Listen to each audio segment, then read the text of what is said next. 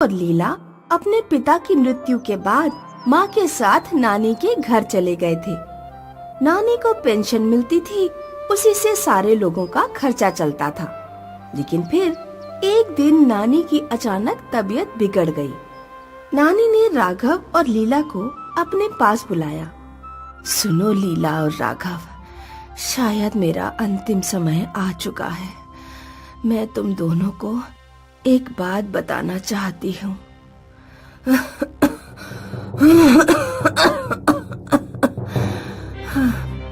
बताइए नानी, आप हमें क्या बताना चाहती हैं? इस घर में क्या नानी? इस घर में एक जादुई नानी, नानी, इस घर में जादुई क्या? उठो नानी। नानी अपनी बात पूरी करने से पहले ही मर गई। नानी के मरने के बाद पेंशन मिलना बंद हो गई। कुछ दिनों बाद राघव का परिवार पैसों की परेशानी से जूझने लगा। ये क्या माँ, आज खाने में सिर्फ रोटी और प्याज? बेटा, घर का राशन खत्म हो चुका है, लेकिन तुम चिंता मत करो।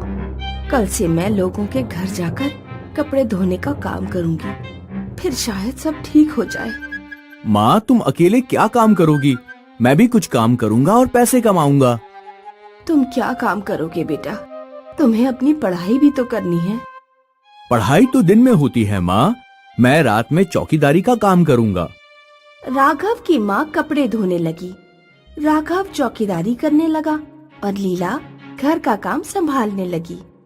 राघव और राघव की माँ दोनों काम करने के बावजूद घर का खर्चा बहुत मुश्किल से चला पा रहे थे। माँ को लीला की शादी की भी चिंता रहती थी। माँ, आप खाना क्यों नहीं खा रही? इतनी चिंता क्यों करती हैं? तुम दोनों खा लो। मेरे बच्चों, मुझे माफ कर देना। मैं तुम्हें कुछ भी ना तो अच्छा खिला पा रही हूँ और ना ही अच्छा पहना पा रही हूँ। रो मत माँ, हम आपकी मजबूरी समझते हैं। दिवाली पर लीला ने पूरे घर की सफाई की। वो मचान पर चढ़कर कबाड़ निकाल रही थी। तभी उसे एक चमकदार बक्सा मिला। इस बक्से में क्या है? लीला ने बक्सा खोलने की बहुत कोशिश की, लेकिन बक्सा खुल ही नहीं रहा था। लीला ने वो बक्सा राघव को दिखाया। राघव, जरा ये बक्सा खोलना, मुझसे तो खुल नहीं रहा। राघव अपनी पूरी ताकत से बक्सा खोलने की कोशिश करता है, लेकिन सफल नहीं हो पाता। लगता है ये बॉक्स अंदर से जाम है, इसे हाथों से नहीं खोला जा सकता। इसे कबाड़ में फेंक दो। मुझे नहीं लगता कि इसके अंदर कुछ है। मुझे बहुत भूख लग रही है, मुझे जरा खिचड़ी लाकर दे दो। अचानक बक्सा खुल गया और उसे आवाज आई, ये लो स्वादिष्ट खिचड़ी। अरे, ये आवाज किसकी? और ये खिचड़ी कहाँ से आ गई? हा हा हा हा, मैं एक जादुई बॉक्स हूँ। मुझ में तुम एक दिन में एक बार खाने की कोई भी चीज कितनी भी मात्रा में मांग सकते हो, लेकिन ध्यान रखना, मैं एक दिन में सिर्फ एक ही बार खुलूंगा। राघव, तुम्हें याद है जब नानी अंतिम सांस ले रही थी तो वो इस घर में रखी किसी जादुई चीज के बारे में हमें बताना चाहती थी। हाँ, मुझे याद है। लगता है नानी इस जादुई बॉक्स के बारे में ही बताना चाहती थी। जादुई बक्सा मिलने पर राघव और लीला बहुत खुश थे, क्योंकि उन्हें अपना मनपसंद खाना भरपेट खाने को मिल जाता था। एक दिन राघव पूरी रात चौकीदारी करके घर लौटा। उसका मूड बहुत खराब था, क्योंकि पिछली रात मालिक ने उसे डांटा था। लीला, खाना ले आओ। लीला, कहाँ मर गए सब?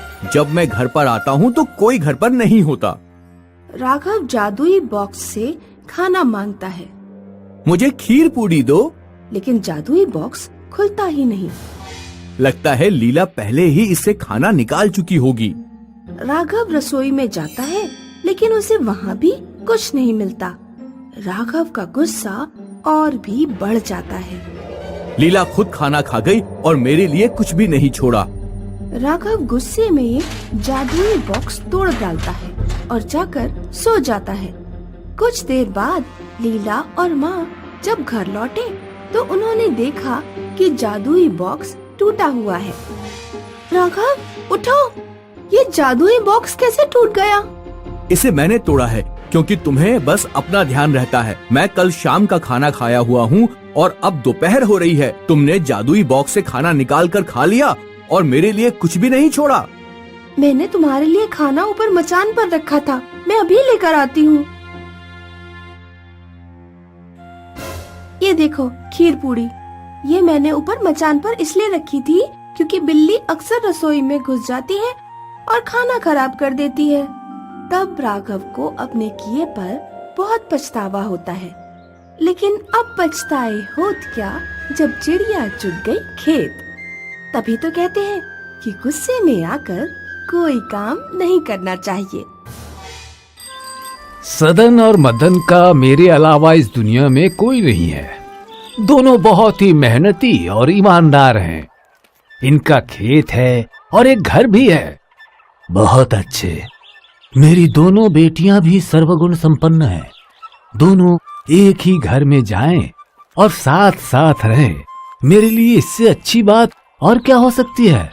तो ये मेरा वचन रहा कि आने वाली एकादशी के दिन हम मदन और सुषमा और सदन और प्रभा की शादी करेंगे। हाँ भाई साहब, ये बहुत खुशी की बात है। लीजिए, मुंह मीठा कीजिए। एकादशी के दिन सुषमा और मदन और प्रभा और सदन की शादी संपन्न हुई। पड़ोस की एक काकी ने उनका स्वागत किया। खुश रहो, खुश रहो। अगली सुबह दोनों सदन और मदन खेतों के लिए निकलने के लिए तैयार थे।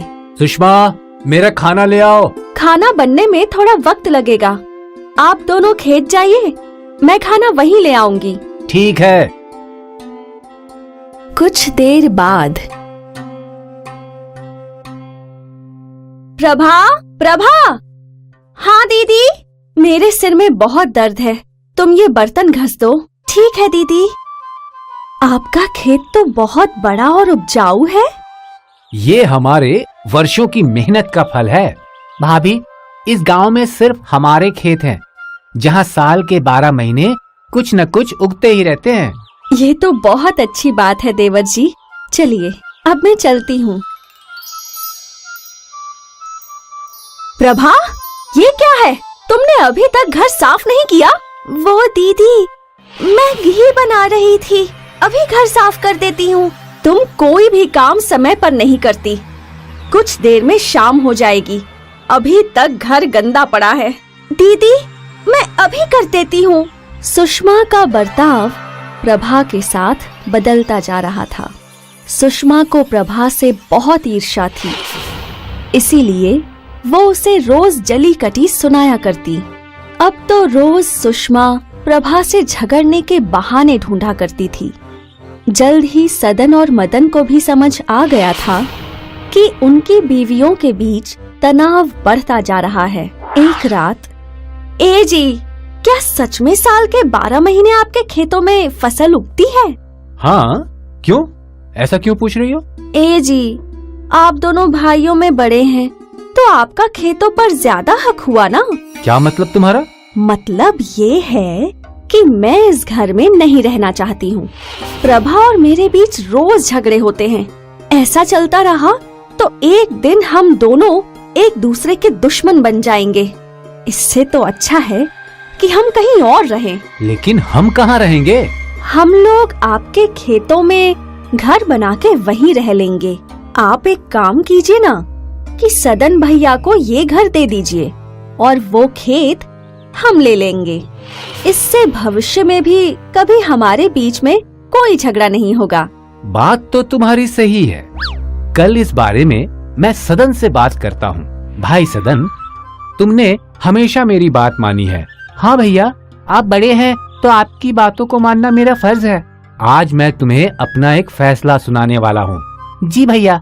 ये खेत और घर हम दोनों का है, लेकिन अब हमें बंटवारा करना होगा।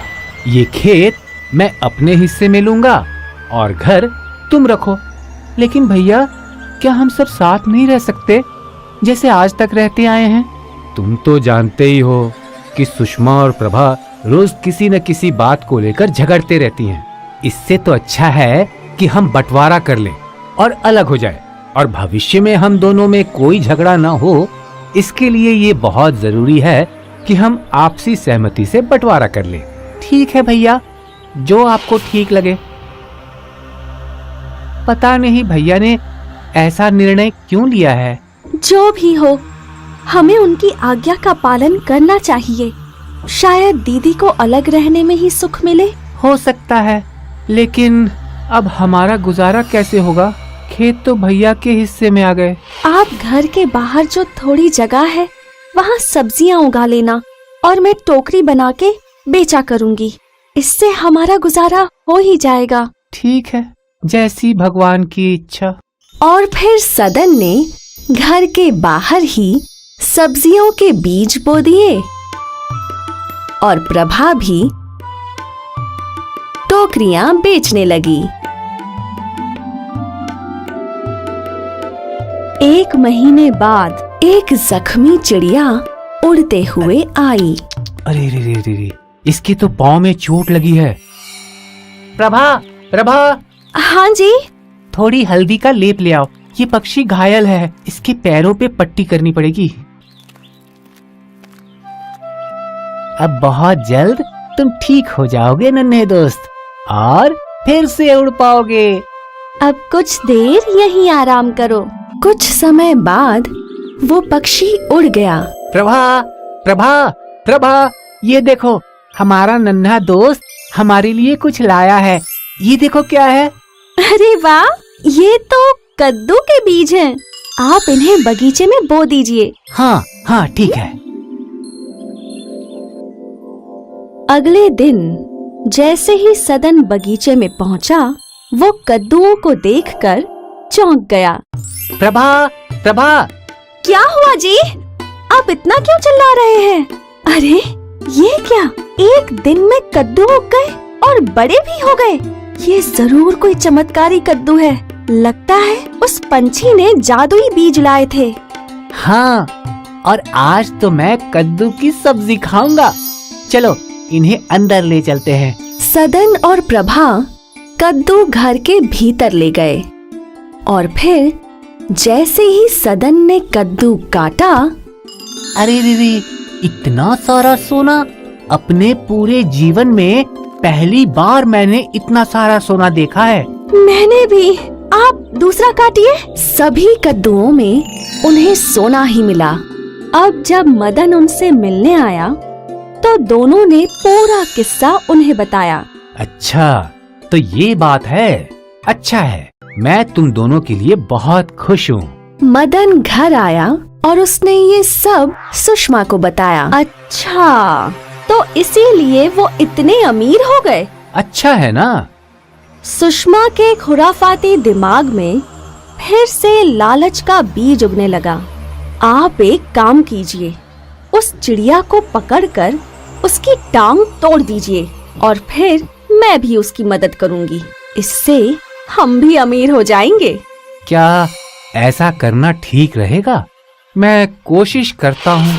मदन ने उस चिड़िया को दबोच लिया और उसकी टांग तोड़ दी, और फिर सुषमा ने उस पर पट्टी की। पंछी फिर उड़ गया, और अगले दिन उस पंछी ने उन्हें एक बक्सा दे दिया। इसमें भी कद्दू के बीज ही थे। उन्होंने कद्दू बोए और एक ही दिन में वो उग गए। अगले दिन